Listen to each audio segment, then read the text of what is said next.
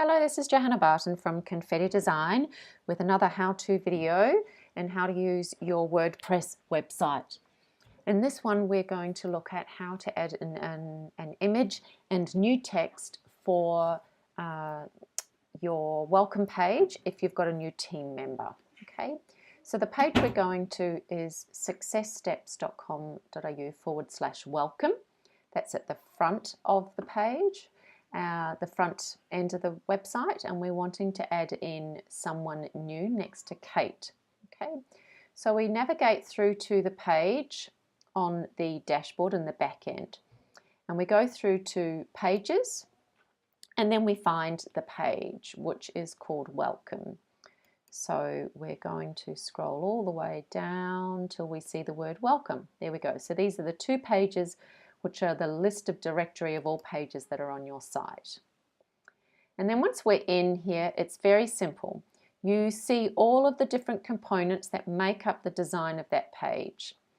So if I flick between them, you'll be able to see that this text here is the top text here. Okay, and if we wanted to change that text, we would click on the edit button, and then the text box would come up. And you can see that if we highlight that, okay, that is coming up as heading 2. So that is the size, H2 or heading 2 is the size of that. If we wanted to make it heading 1 and make it really super big, then that would be 1. We'll keep it back to 2. If you wanted to update any of the text in there, you would do that and then save the changes, and then you would update the page to make the changes effective. Okay, or to affect the changes that you've decided to make. Now we're going to add in a new team member, and the way we do that is simply by duplicating these sections. Okay, so I'm going to find the first one, which is the image, so I make a clone or a duplicate. And then I grab it and I pop it into this teeny little box in here. And sometimes it's a little bit, it's not gone in there. Where's it gone? It's gone somewhere, but not where we wanted it. There it is, it's up there. Do you see that? So we just drag it down. It can be very sensitive, and we want to make sure that when it shows up, and that is all grey, the grey lines, we know that it is asking, do you want to pop it in there? Let's do it again with the text. So we clone the text, we grab it, see how it turns into a little cross, and the yellow prompt is coming up. Drag to move text box. So we click, hold that down, and we want it underneath her image. Now, we'll put it in there, and then we'll move her image above it. Sometimes it's just easier to get it in the box. And there we have it. So if we wanted to do that again, we would clone her image, grab it, hold it down with your cursor, and pop it. Oh, it's gone and done it again. Where is it? It's up here. So I'm going to go and grab it and drag it down to where we want it to go. There we go.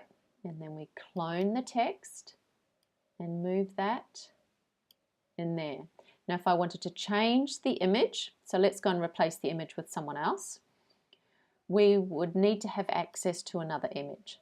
So pop up the image settings and you will see her photo. So we will get rid of her photo and click on the green to add an image. Most of the time, if you just gently move your cursor over things, up will come the instructions as to what that option is. So here it's telling you, would you like to add an image? And we go, yes, we do. And we might have one in our media library. You might have already added them in, or you can go to your upload your files and select the file from your hard drive. So we have our team members. Here we go. And we've created, and this is 1.2 meg, so that's way too big to pop in there. So we've got 96117, so that's a much better size photo. It won't take so long to load. And then once it's loaded, we can go set image, and we'll see her image in there. Now there's no text on here, okay, and we're not linking through to anything else, so it's just the image. You save the changes, and then you would go in here and change her name. it's a text box, and we would just rename. So we could call her Jenny Smith, and she is a regional vice president. And we save that, and then we can see that it's actually changed. But in order for that to save, we in fact have to update the page. Okay, and then we'll have a look. Once this is loaded, wait for the page to load. Once you see that load, the blue line go completely fully blue, and you see this upload, all of the contents upload again, you know that you can go into the front end of the site. So click on the other tab, refresh the page, and we should be able to see another Kate and a Jenny Smith. There we go. So we've got those two new people in there. So I will just go back in there and delete them, because obviously they don't need to be there. And we just delete, and it's going to ask me, yes, I do want to delete it. And we'll delete that one. Yes, I do want to delete it, please. Although I have deleted, I actually wanted to only delete the contents. So let's just